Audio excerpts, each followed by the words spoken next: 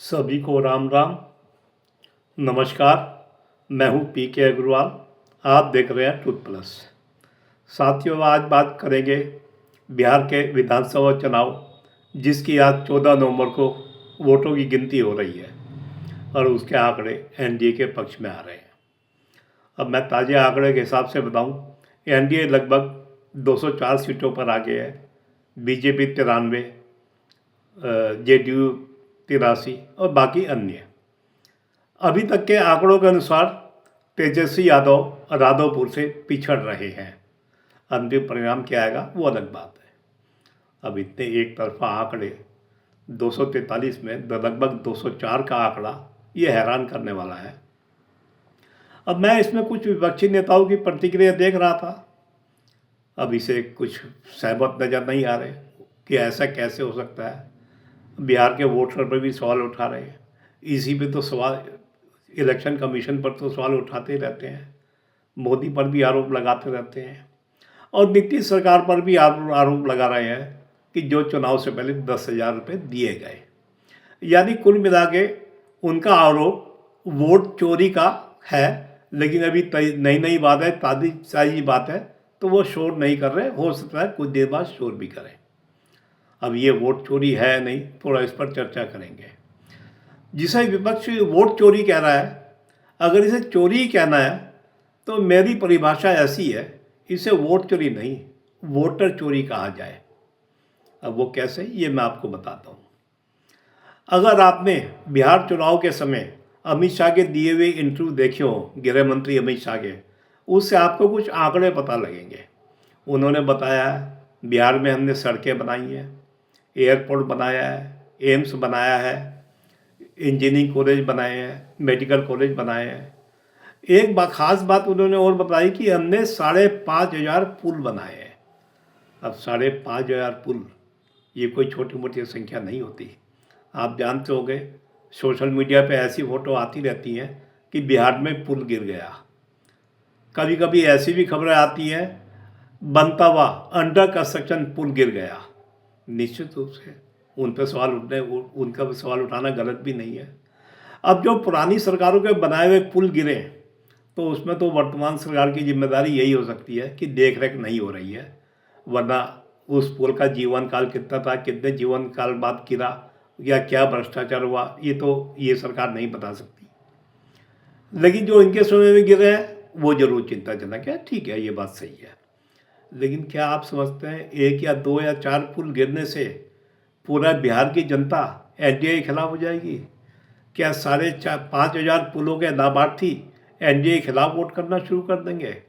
भाई 5,500 पुलों का लाभ तो वही के निवासी उठा रहे होंगे ना, वो एनडीए के खिलाफ कैसे हो जाएंगे? विपक्ष इस बातों को नहीं पकड़ सकता। ऐसे ही सड़क का हिसाब किताब है। ये तो मैंने आपको उदाहरण के लिए बताए थे। तो अब जब सरकार अगर सड़क बनाएगी, पुल बनाएगी, मेडिकल कॉलेज खोलेगी, इंजीनियरिंग कॉलेज खोलेगी, एयरपोर्ट बनाएगी, तो क्या जनता उस सरकार के साथ खड़ी नहीं होगी? जिसे ये वोट चोरी कह रहे हैं, मैं तो कह रहा हूँ वोटर ही चोरी हो रहा है। भाई ऐसा ना, अब जैसे ये आरोप लगाते हैं चुनाव से पहले 10,000 रुपये दिए गए महिलाओं को, जीविका दीदियों को, वोट चोरी के लिए। भाई उसे वोट चोरी कैसे मान रहे हैं आप? मैं अभी टीवी पर एक बीजेपी के शायद अमित मालवीय को देख रहा था। वो कुछ दक्षिण के राज्यों का उदाहरण देकर बता रहे थे चुनाव से पहले उन्होंने किस तरह जनता को आर्थिक लाभ दिए, फिर भी वो चुनाव हार गए। क्यों हार गए? केवल आर्थिक लाभ से चुनाव थोड़ी जीते जा सकते हैं। आप महिलाओं को 10,000 देकर चुनाव थोड़ी जीत सकते हैं। अगर आपने और कोई काम नहीं किया होगा, यहाँ पे मैं विपक्ष को भी सलाह दूंगा, वो भी कुछ सीखे। वैसे तो बिहार चुनाव का विश्लेषण किया जाए तो विपक्ष के लिए बहुत कुछ सीखने के लिए है। मैं इस पर भी हो सकता है आगे वीडियो बना दूं। फिलहाल मैं आज तो इसलिए बना रहा हूं कि आज परिणाम आ रहा है। विपक्ष को सीखना ये चाहिए, मोदी सरकार वोट चोरी नहीं, वोटर चोरी कर रही है। आज के वोटर को अभी चाहिए, उसे भौतिक विकास भी चाहिए, उसे आर्थिक लाभ भी चाहिए, उसे वायदा नहीं चाहिए कि हम सत्ता में आएंगे तो ये दे देंगे। सत्ता में तो आप लोग रहे हैं, तब आपने क्या दिया? भाई आप उदाहरण के लिए पुरानी सरकार में मत जाइए। यूपीए आखिरी सरकार थी, मैं यूपीए तक बात आऊँगा। यूपीए ने क्या दिया इन्हें? यूपीए ने फ्रीबी के नाम पर आर्थिक लाभ दिया। यहाँ तक कि जैसे मोदी सरकार ने 5 लाख का आयुष्मान भारत योजना का लाभ दे रखा है, आपने तो वो भी नहीं दिया था, जो एक गरीब आदमी के लिए ज़रूरी है।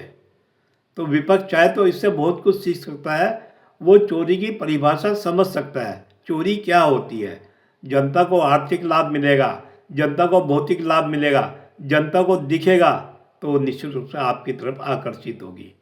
कुछ मैं देख रहा था, कुछ ऐसे भी लोग हैं, खासकर यूट्यूबर, जो कह रहे हैं आर्थिक विकास से क्या होता है, सड़क बनाने से क्या होता है, एयरपोर्ट से क्या होता है। मैं तो विपक्ष के नेताओं से कहूँगा, भाई ऐसे लोगों से सावधान रहो, जो आपके समर्थक होने पर केवल इसलिए इंफ्रास्ट्रक्चर का विरोध कर रहे हैं क्योंकि आप नहीं बनाते थे। वो आपको एक प्रेरणा दे रहे हैं, इंफ्रास्ट्रक्चर बनाने की ज़रूरत नहीं है। आप पर्यावरणवादियों से भी दूर रहो। आप हर उस आदमी से दूर रहो जो विकास के नाम पर पर्यावरण का साथ देता है। साथ देने से मतलब विकास में बाधा डालता है। जो मानव विकास, जनता की सुविधाओं में बाधा डालता है, उससे विपक्ष को भी सीख लेनी चाहिए। सीखने को बहुत कुछ है, मैं आगे भी वीडियो बनाता रहूँगा।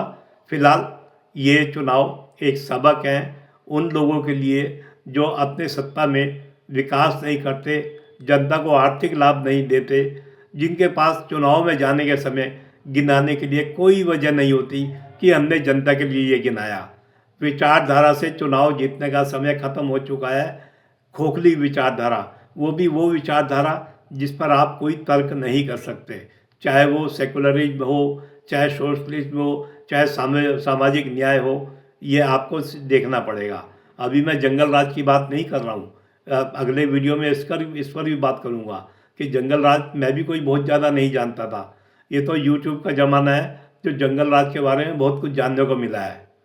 तो आशा है विपक्ष कुछ सीखेगा इन बातों से, समझेगा, और ख़ासकर ऐसे लोगों से दूर रहेगा जो उसे गलत सलाह देते हैं।